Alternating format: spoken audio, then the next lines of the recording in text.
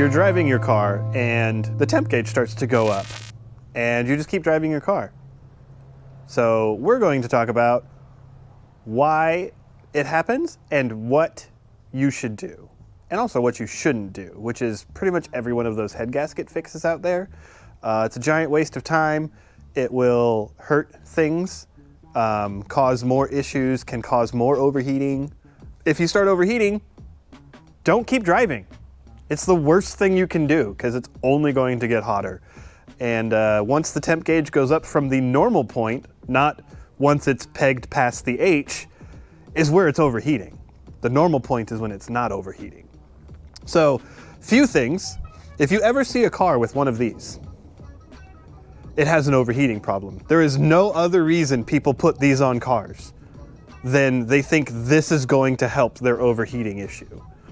Because when a car overheats, right, it will come out the cap, through the tube and all other stuff, because overheating causes a higher pressure because it's literally boiling, so it's creating air. And this can only hold 16, 19 PSI if you get a really high one. Overheating is going to do that. So even a good one will look like it's failed. This is just a noob, I know nothing what I'm doing. I'm trying to sell you a car or get rid of this car without anybody knowing that it has an overheating issue. The other thing is, this person did use Blue Devil, which I'm sure most of you know what Blue Devil is, and I hate it. It gunks up everywhere in there. It never fixes it. There's probably people out there like, oh, well, I put it in and my car stopped overheating. If you ever have to take anything else apart, there's gonna be a bunch of gunk everywhere. Eventually there's going to be problems. Either that or it was a tiny enough leak where it's okay now, and then it'll just get worse as time goes on, as most problems do. It's rare when problems fix themselves. I'm gonna be dismantling this thing because we're doing both head gaskets in it, because after he told me that he put Blue Devil in it, he said that cylinder 4 fills with coolant, which just why try? Why try anything other than head gaskets after that? You're just making it worse. Plus, if you do it too much, you can melt plastics, you can warp the heads too far, and then we need new heads. You can also cause many other issues going on with them. It just costs you more in the end. I'm just gonna start taking this apart, and then I'm gonna start showing you anything I find that is a telltale sign of this is probably why the head gasket started going in the first place.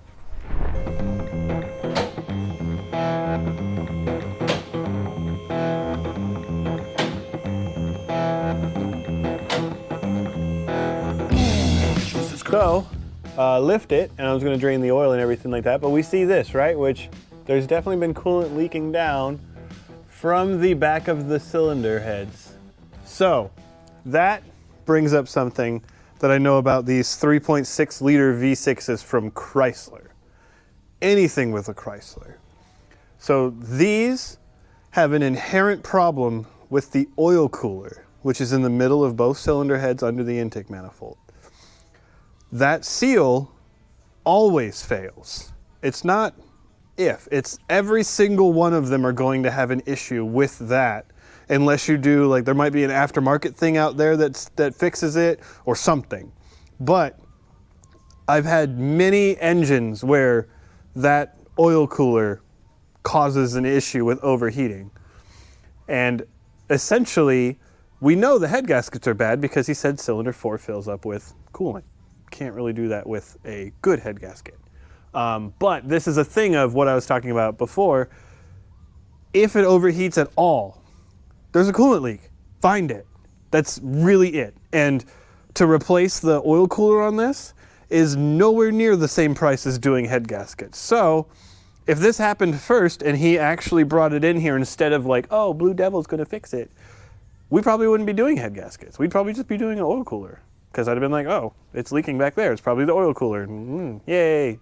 But this is just one of those things, like, know your limits. If you really want to try and you want to do all that stuff, by all means, do it. But if you don't want to put effort in something, just take it somewhere. Well, that's a good sign it's not royally. At least there isn't any coolant in it.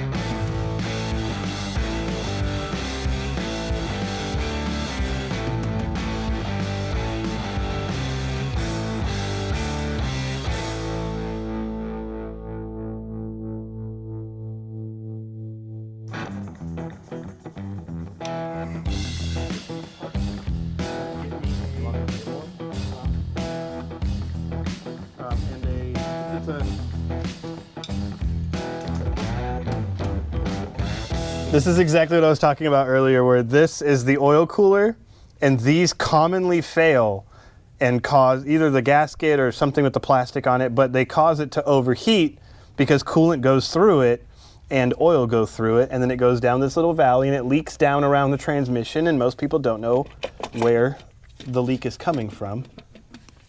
The O-rings aren't terrible. However, I didn't really spill much coolant at all, whatever slipped out of here. That hose looks all bloated. That hose is bloated. It looks like someone's had that hose off. Oh, look at that. Yeah, no, someone's been in here already. Wow. And there's coolant in here. So if I had to guess, someone replaced this because this guy just bought this Jeep not too long ago, and he started having overheating issues shortly after he bought it. So the previous person, this went bad.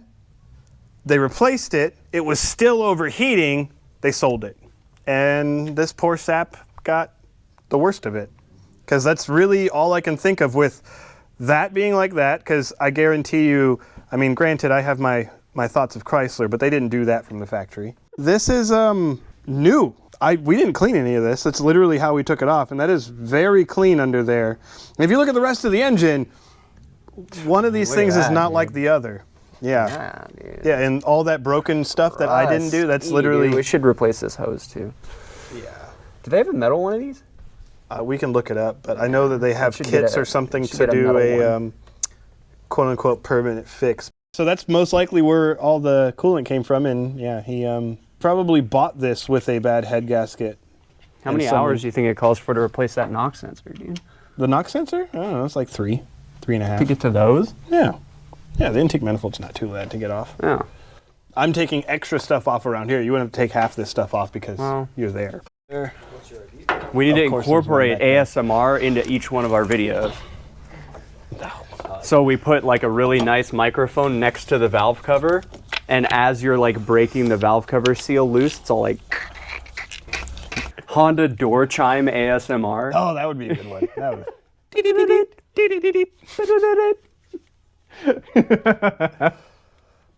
The one you don't want is this is a Ford. good idea, and you say it's stupid, but people when did I say it was stupid? Let the record show. All right, all in favor? What? Mason's like, I'm just raising my hand. We have one naysayer. He's holding the camera. We're going to assume that he... Oh, okay. There you go. Yeah. Well, there we go. That counts. All right. It's unanimous. We're buying a $500 microphone specifically to incorporate ASMR into our YouTube videos. Well, we were going to do shop. Shop ASMR. Yeah. Air gun. Ooh. Yeah. We could get the gun on something. Fucking Ugga Dugga ASMR. 12 hours of Honda door chime, dude. That would be great. I'm actually get like a 5-minute clip and then just loop that for like 15 hours. The only way. And then just put 15 hours of Honda door chime. Hear me out. So your dad's interior is wonderful, yes? And it's an EG interior, which Honda people fucking adore. Yeah. Right? So we have a camera set up from the passenger side staring at the cluster in the key location. Yeah. And just it sitting there, and that's the background, is the glow of his fucking headlights on for the dash, and the center console and stuff being lit up, and then the key there, and he's just and like literally people will fucking watch it for the nostalgia of an old EG sitting in it. Perfect. Or people just watch it as a meme. Like that's the only. Or you could just get like one of those, just something that rotates 360 degrees very slowly. Hey. And just set the camera on it, and it'll just spin around his interior for 12 hours. Dude, that would be awesome. Well, we would only need one clip of it doing the rotation and then just loop it over and over and over. It would be better if like you saw the sunrise. Do you still talk to Nick? Rapper Nick. Oh, Boss Cave Nick? Yeah. Yeah?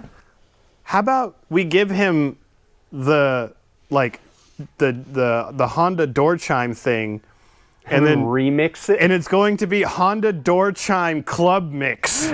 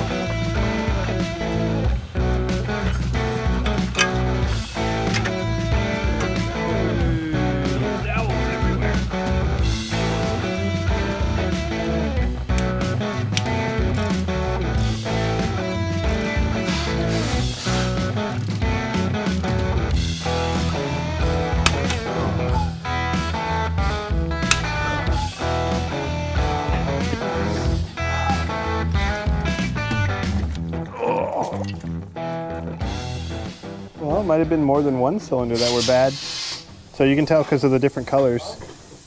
Usually once it's getting cleaner, like this one where there's not a whole lot left on the valves, it generally means that that's been being cleaned away by something, which is usually coolant. All right, we're outside because Charlie's making a lot of noise. But remember I was talking about the red devil? So that's what this is. You see all this gunk that's built up on the head gasket? So that's all red devil. And it's hard to see, I'm sure, for you guys, but here you can definitely tell that there's issues in between the cylinders, which is a more common place for these head gaskets to blow, is in between here. And I mean, sure, the red devil or the black or blue devil, whatever crap, tried to get there, but it never does what you want it to do because it's literally just floating in the coolant. And yeah, it's literally just built up all around here. So hopefully we don't have any big issues with it because we're not, doing a full machine shop workup on the block. But yeah, there's just all this crap, like whatever this looks like plastic in here. I don't know. Yeah, it literally has like a plastic film around it. Yeah, you can see this is a little bit more prevalent where the head gasket blew right in there, the color change on both of them actually. And then it's got this little slit, but you can see that the blue devil is actually blocking that passage of coolant through there, which I'm sure will only cause so much or cause more damage to it. Can we get the camera in there with better view on it? Because that's caked on blue devil. Oh yeah, you can see it. Yeah, there's the built up blue devil in the block now. So I'm gonna tell him that we can clean out as much as we can, but that doesn't mean that this isn't going to have any problems in the future, because I'd have to take the block out and get it, hot tanked to get all that stuff out of there. And it's just built up in it. So, well, best wishes. Yeah, definitely how to ruin an engine 101 is put blue devil in it.